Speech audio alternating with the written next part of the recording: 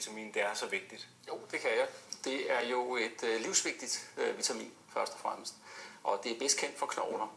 Det er sådan, at D-vitamin hjælper med at absorbere kalk i tarmen og sørger for, at kalk kan blive bygget ind i knoglerne.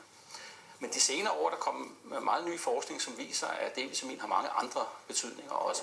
Blandt andet har det betydning for vores muskelfunktion, hvor godt vores muskler arbejder. Og så er det betydning for immunapparatet, altså hvor syge vi bliver. Får vi infektioner?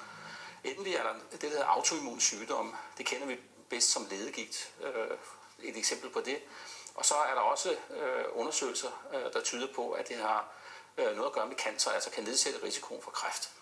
Men nu du siger undersøgelser, så er der jo faktisk også lavet en masse undersøgelser, der peger på, at vi de seneste 10-15 år er lige pludselig begyndt at få meget mindre D-vitamin. Altså, hvad er der sket inden for de sidste par år her? Ja, det er fuldstændig rigtigt, at hvis man går 20-30 år tilbage og sammenligner, så er niveauerne i dag lavere, end de var dengang.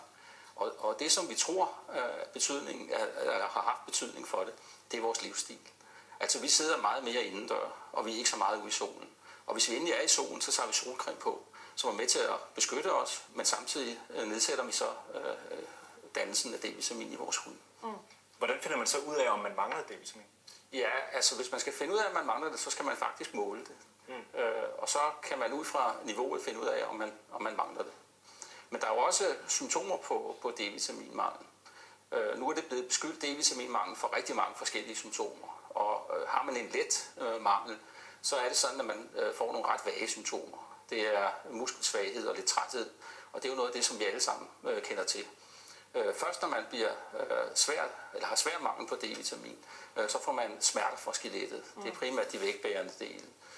Og så kan det ende til sidst med, at man ikke kan bruge sine muskler rigtigt. Det vil sige, at man har svært ved at rejse sig, hvis man har været på huk, man har svært ved at gå på trapper. Så muskelfunktionen aftager, og så endelig ender det jo med, at man kan ende helt op med at få kramper. Det lyder voldsomt. Du nævnte det her med målingerne, og det vil vi godt lige vende tilbage til.